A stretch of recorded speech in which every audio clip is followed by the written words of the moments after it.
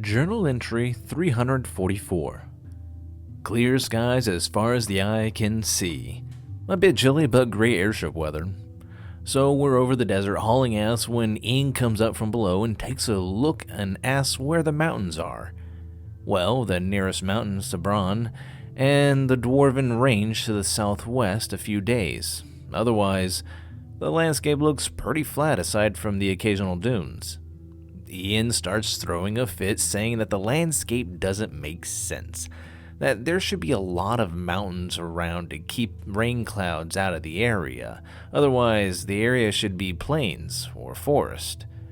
I'm not entirely sure what he's going on about, but to sum it up, he thought the area wasn't quite right. I don't know deserts. I used to live near an ocean.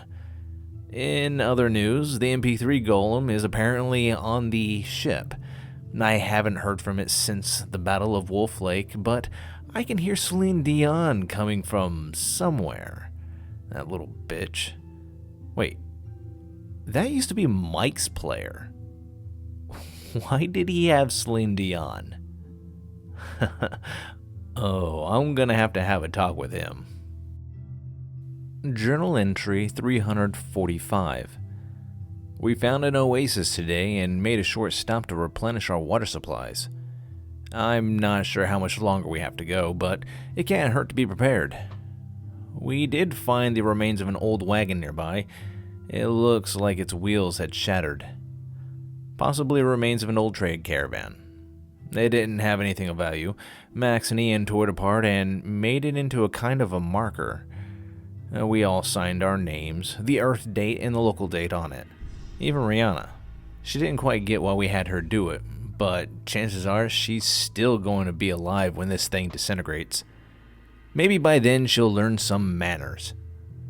Speaking of Earth date, if the last group of Terrans left about the time of the date stamped on the photos they'd left behind in the SD card, they would have been ported off into the past 3 days ago. I wish them the best of luck, except, well, we already have a general idea how well they did. Journal entry 346. We found the landmarks we've been looking for, a river. We followed it at a good clip. Typically, you'd expect rivers to be surrounded by plant life, but not this one.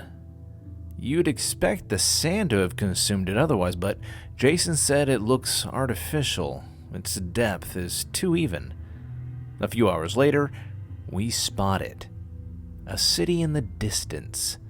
We engage Austin's cloaking device and go up in altitude. Marika takes control and we all go see what we can see. It's all enclosed. Aside from Sabran, this must be the largest city in the continent. It's designed like a layer cake, each level smaller than the one below it, with a massive tower in the center. There was no farmland around it, no plant life around. In fact, the only green was coming from inside the city. Trees in the open air park, plants on the balconies, and so on. This may be an arcology. We counted 5 airships puttering around above it. These airships weren't designed like flying boats. They were all enclosed except for a small upper balcony. We have done several passes over the city, trying to get a good look at it, and so far, we haven't been detected. Or, if we have, they haven't done anything about it. We did spot something interesting. On the ground level, near the river, there's a large cement pad near one of the entrances, like a typical air dock of the style seen in the other cities. Like they've been expecting a standard airship to come out here one day.